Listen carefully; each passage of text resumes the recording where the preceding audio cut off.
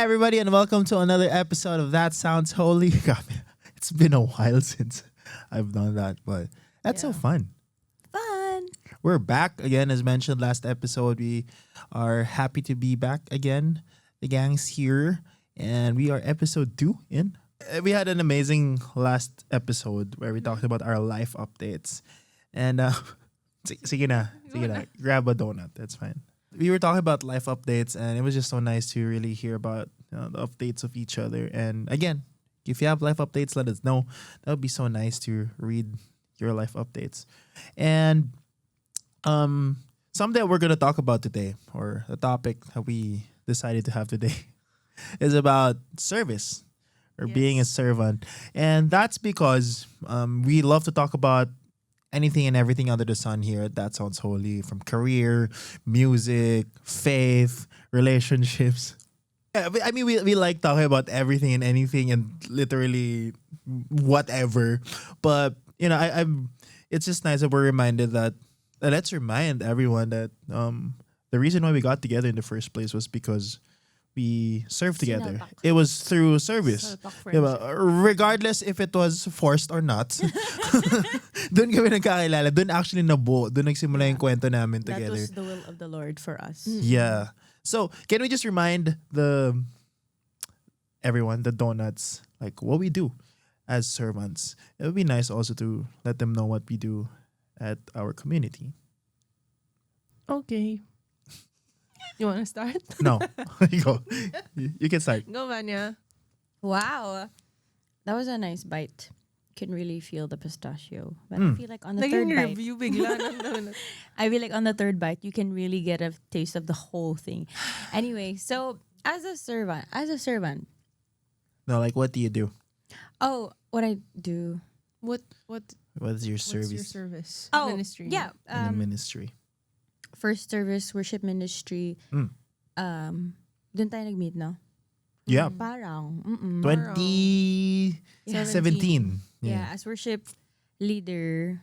And now, naging voice coach na din ako in my own home feast. Yes. Tapos, ayun, I was also a youth missionary. And both in sa campus, tas in the central part of the youth ministry. But also, I've chosen to, the Lord has called me to another season. So that is also a thing of the past. Okay. So for now, Worship. ministry. Yes. Feastership. Feast worship. Yes. Yeah. I am also part of the worship ministry. Blanco. Worship ministry. I lead worship at our home feast Salcedo, and feast worship, and I also serve in the social media ministry of Feast Salcedo under the leadership of Jed Consolacion. Yon. Wow. Shout out. I used to be a youth missionary also, but just like Vanya, I was called to something else. So, yeah. All right. So yeah, as mentioned, I also started with, at least yung journey namin together, started as a worship minister during that time, 2017. But my service started when I was a kid, like 3 or 4 years old. But yeah, anyways. Yun, so I am also part of Feast Worship, and I am the worship director of the provincial district of our community. And yeah, dami ding dinaanan ng mga ministries. Actually, halos lahat. Kasi nga bata pa lang ako, was part already of community. So, yan, from food ministry to creatives to dancemen to lahat. Lahat ng pwedeng pamamaraan ng paglilingkod dinaanan namin. So, yeah, thank you for reminding them what you guys do. And, di ba tawa ng tawa? No, because I'm not sure if you noticed, but like we got so kind of awkward when we were talking about what we do. Yun. So what I do, Yan. Kaya yun actually, sinadya ko talaga yun. Sure. Sinadya ko talaga yun. Kasi gusto kong tanungin sa inyo, what's the discernment process to getting into a service that maybe at first you don't even know why you're going to be into that? In fairness. Kasi when I asked you, like what you do, or it's like asking who you are, but you don't really know. Kasi nga, but why am I here? What am I doing why do I do what I do? Yeah. So that's my question to you guys. Why serve? Why do you do what you do? What was the discernment process to you becoming a servant or getting into the service that you have right now? Or what's the process? Discernment, I think for me, because I started serving sa parish when I was in grade 4. I was 10? Yeah, 10, 11. Not because like I want to serve God and I understand completely what serving means, but because my cousins joined and nas nainggit ako. Kasi para every Sunday nandun sila at sama ako. So I went, I was serving there and then had a falling out of some sort or like church drama basically. And I stopped practicing my faith for a year before I was asked to attend the feast. So 1 year akong hindi nagmimisa, makasalanan, ganon. But I was invited to the feast, Taguig. And ang nag-invite sa akin nun is ninong ko sa kumpil. So si Ninong Raymond Federican. Oh my gosh, you go way back. Yeah. We met each other, I was in grade 4. So, yun. So, si Ninong, si Kuya Mod, invited me to the feast, not knowing na nung exact time that he messaged me, I was searching for the feast. Like, nakabukas yung browser ko na, the feast near me, ganyan. Oh, Tapos, cool. nag-message siya na, live namin this Saturday, might wanna go, ganyan. So, I went alone after school. And because Ninong Mod, sorry, hindi ko talaga siya tinatawag na Ninong, pero si Kuya Mod, he knows that I'm a musician and he knows that I sing. So parang after nung isang attend ko na yun, in-encourage niya ako na, why don't you sing here? Yeah. Why don't you serve here? So pinag-audition na niya ako like the week after. Tapos yun na, dire-diretso na yung service ko in that aspect. I think when it comes to serving in the worship ministry as a singer, it didn't take much discernment because it was something that was natural for me because I used to serve na in the choir. Yeah. I think mas nakapag-discern ako sa worship leading. Kasi yun yung, nope, not gonna speak in front of people. Don't make me do that. I don't know how to do that. Yeah. So yun yung mas matagal siguro for me. But worship, it was pretty easy for me to say yes to it. Yeah. So it started at a young age, no? Yes. Yung desire mo. Because again, the way God planted seeds in your heart was seeing your cousins or your friends serve. And it was a desire for you to. Ang galing. Minsan doon talaga nagsistart. May nakita ka lang na tropa mo or something. Ay, gusto ko din yan. Yeah. Friendship, ganun. Yeah. Or just Even if you don't company. understand it yet. Yeah. Yeah. Same naman. Same. Nice. Si Ninong Raymond din yung nagana sa'yo. Ganun, same na same. Actually, yung pangalan ng ninong ko, Mondin. Ang galing naman. Hindi. Same kay Isa in a way na hindi ko naman sinabi na parang, oh my gosh, Lord, you love me so much. I'm gonna serve you. Hindi naman ganun. Kasi yun lang, kumakanta lang talaga ako. Tapos sabi ng parents ko, kumanta ka kaya kasi may chapel sa harap ng simbahan natin. Kumanta ka sa chapel, sabi. Yeah. Galing. So, ayun, parang same. Swallow your food. Swallow your food. So, may chapel. So, may chapel nga kasi sa tapat ng bahay namin sa Bacolod. So, nagsaserve na yung tatay ko, tapos yung nanay ko as choir. So, nung kumanta, oh my gosh, hindi pala. So, nauna that's pala, it for this episode. Thank you, everybody. nauna pala ako maging angel. Yung sa lubong. Ikaw ba yung nililipad? Sa mga anong tawag doon? Sa Holy Week. Sa lubong. Yung mag-meet si Mama Merita, si Jesus. Sa Easter. May tawag talaga dun sa fiesta na yun eh. Yung mga... Hindi, Salubong Easter nga. sa lubong nga yun. Mga 3 a.m. magigising. So, sabong pala nasa utak ko. Grabe. Sorry. Di ano pala tayo? Kasi nung mga panahon na yun, ako si Mama Mary. We? Talaga? Kasi matangkad siya eh. Oo. Ako Pero sa anong tawag doon? Panunuluyan. Sa panunuluyan ako, Mama Mary. Anyway, Tapos sorry. kumakanta ako ng mga alas 4 ng umaga. Maria sa puso. Actually, ito Okay. nagsa-start. Oo. Tapos, Inaangat si Maria. No? Asa mo. Anyway. so doon nag-start. Tapos after nun, nag-serve na din ako sa church namin as choir. Tapos nung high school ako, choir pa din, pero ibang church na. Tapos, college, naging unchurched ako for a while. Kasi nawalan ako ng community. Syempre kasi, Yeah. mag-isa lang ako dito eh. Tapos, tinry ko munang mag-life without God. Tingnan nga natin similar kung pala, cool no? maging rebel, ganun. Tapos after nun, ayun, I found the feast when I was discerning, parang when I was waiting for graduating. When I was graduating. Ang galing. Oo. Kasi malapit lang yung dorm sa PICC. So, Okay. Yeah, ayun. I remember. That's when I met you guys for Easter. Yeah. And then worship team. Kasi syempre kumakanta naman talaga tayo. So it's not like an effort na parang, should I sing? Ganyan. It's more of like, oh, I really love singing and I like the music that they're playing. Maybe I can like serve with them also. Parang ganon. Yeah. Galing. Similar pala, no? Prerequisite ba yun? Yung mapariwara ka muna bago? Oo naman. Ay, hindi mo ba alam?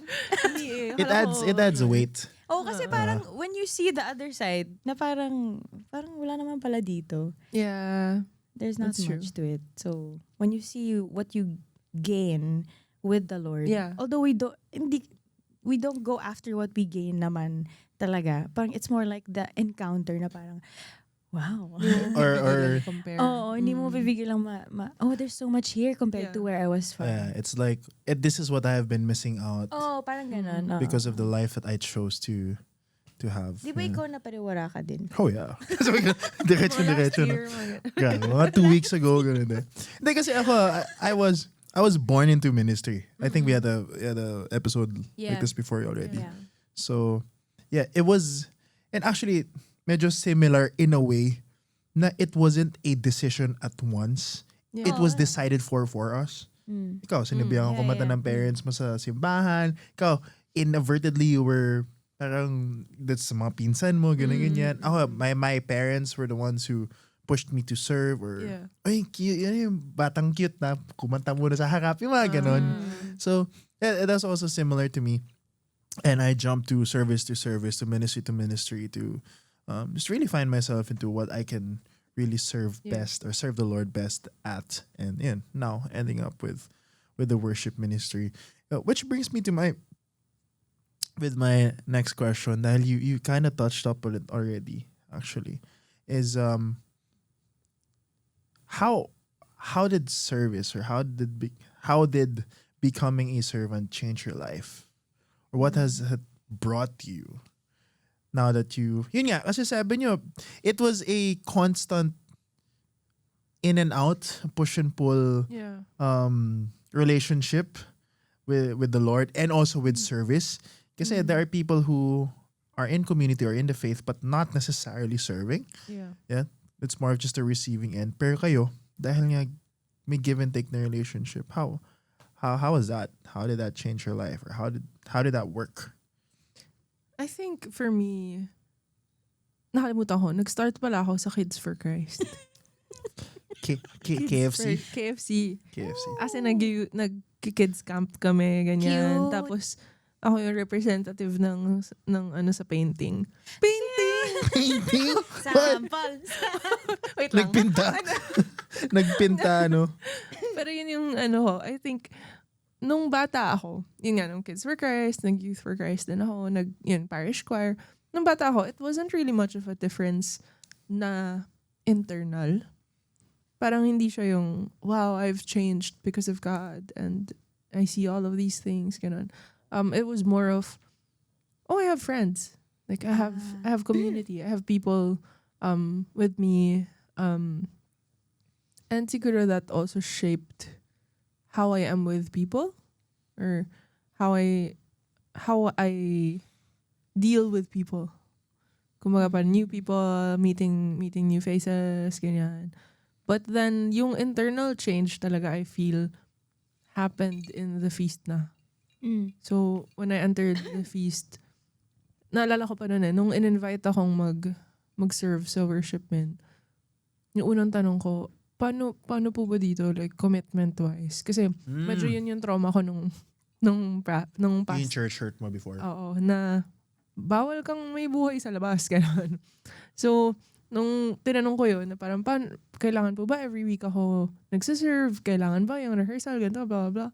So, sinabi sa akin na, hindi, usually tinatanong namin kung kailan ka available, ganyan, ano yung pwede mo i-block off. Parang, okay, ganun, pwede pala yun. Pwede pala yung ganitong way of dealing with people. Like a healthier way. Oo. So, I think that, and then, yung mas malalim na change, I feel, hindi siya agad-agad. I remember clearly, like I mentioned earlier, na natigil na ako mag-church after the trauma. I stopped attending. Like, kahit umapak sa simbahan, hindi ko ginagawa. Kasi nga sobrang hurt ko nun. Yeah. Nung, siguro, I think that was like 5 years or, no, 3 to 4 years after I attended the feast for the first time. Nag-LSD ako.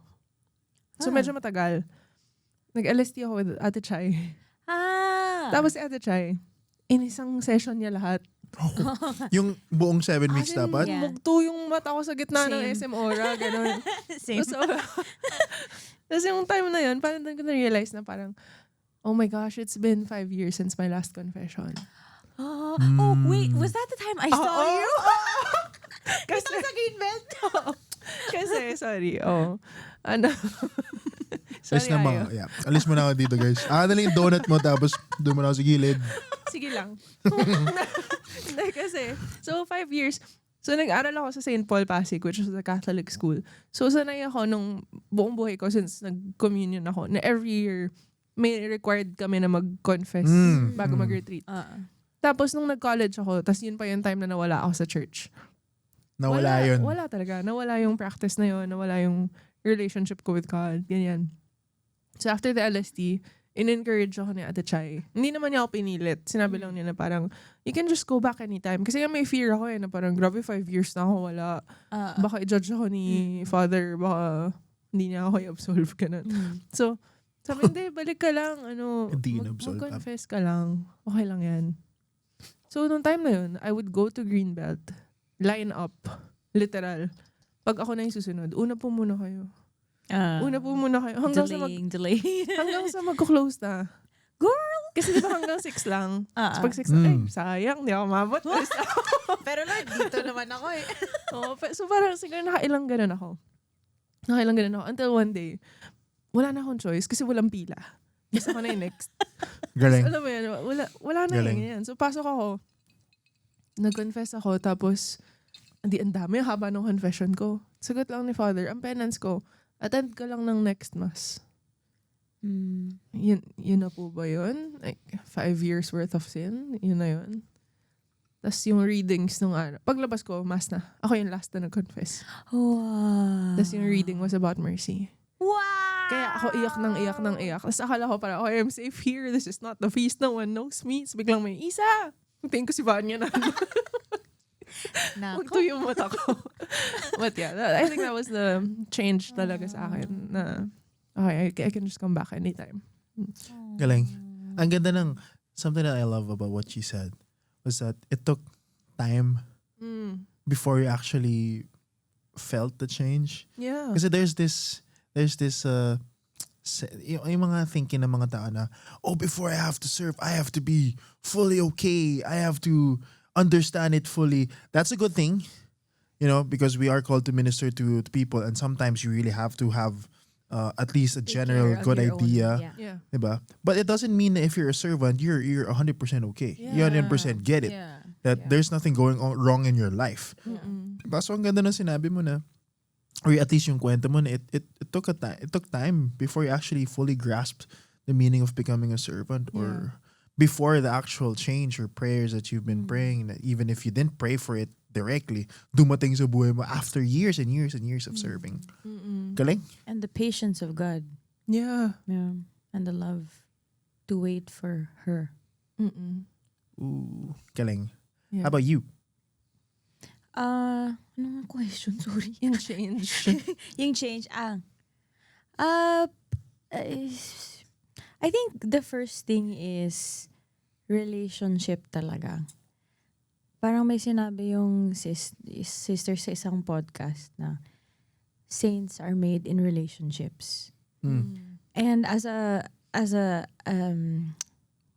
avoidant and heavily ano yung may abandonment issues ganyan. Parang like that makes me very non-committal.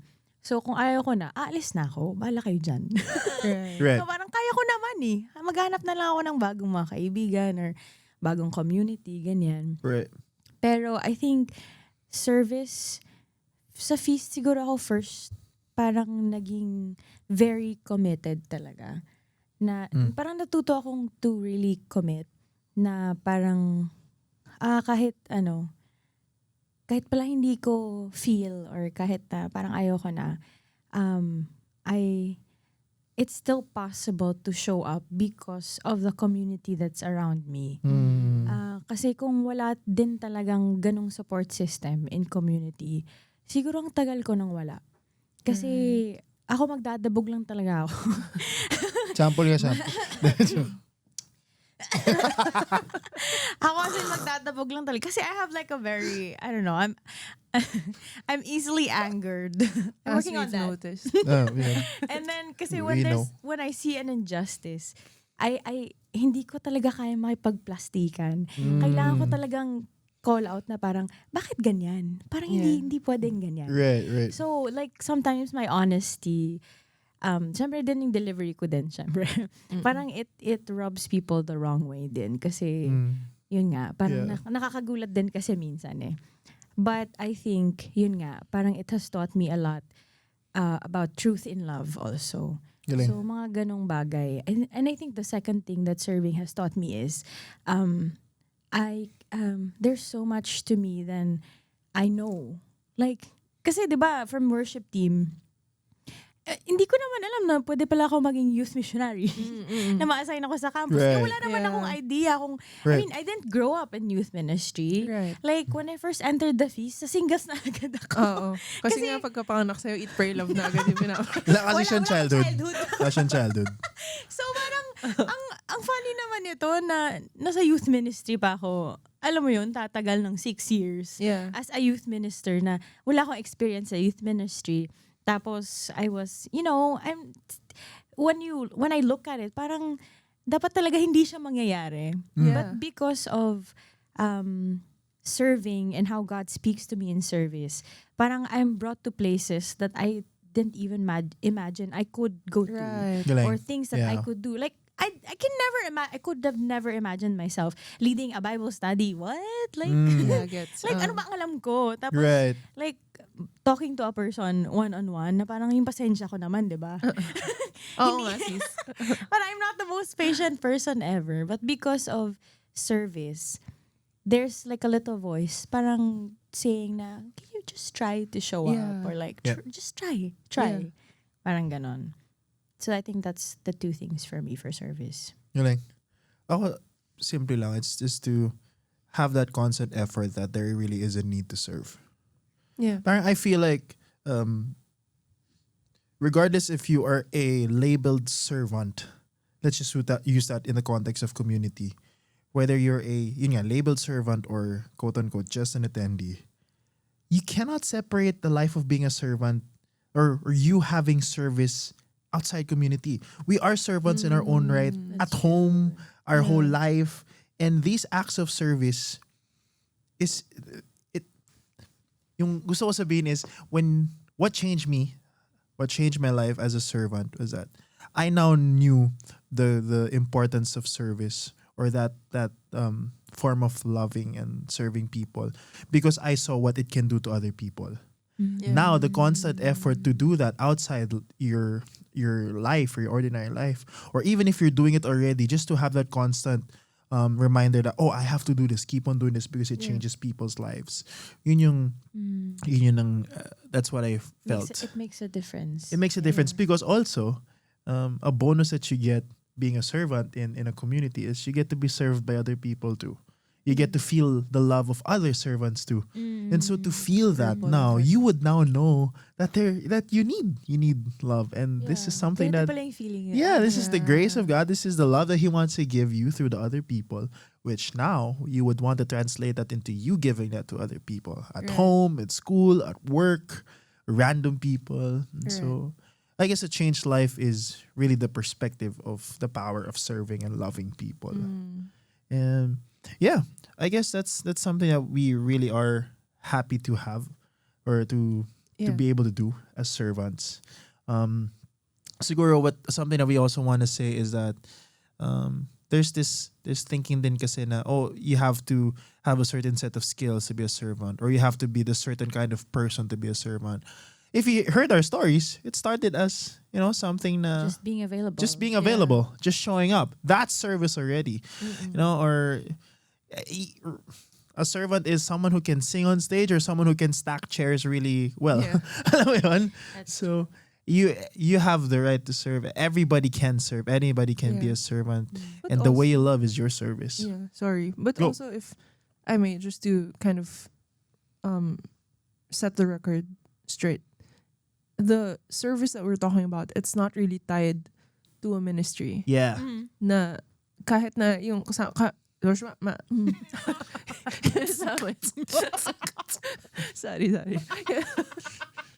Yung sa aming tatlo, it just so happens na lahat kami nasa worship ministry, may kanya-kanya kaming groups, kumbaga. But like what Ayo mentioned earlier, that if your service is to be a good parent or a good daughter, or, like if it's taking up your time na feeling mo, hindi ko na kaya mag-commit sa ministry or sa feast or kung saan man, maybe that's because that's where you're called to serve. Na yun yung ministry mo talaga. So I hope that it doesn't make you feel bad for just being an attendee or not having a ministry. Kasi valid yun. Yeah. My friend nga tayo na is a big leader in our community. But for a time, he had to step down because he was called to love even more outside community. And it spoke volumes to us that even these giants in our community, when are called to love more, or yung kung saan sila mas makapagmahal pa at makapaglingkod, whether it be on the platform or off the platform, do that. That's your calling. That's who you are. Yeah, just love more. Yeah. Anything you want to say? Love. Love. Live, love. I think Eat, that's love, a sign love. that we have to end the episode. Yeah, so again, thank you so much for tuning in. If you got any questions, you got suggestions or what you want us to talk about, or if you want to share what has been your acts of service recently to other people, or how do you see yourself serving people more as a challenge to you guys, our donuts, just feel free to message us on any of our social media accounts, platforms, yeah. So yeah, That Sounds Holy on IG and Facebook, and yeah, we hope to see you soon On next episode. next episode. Bye. Yep, soon. Bye. Ah.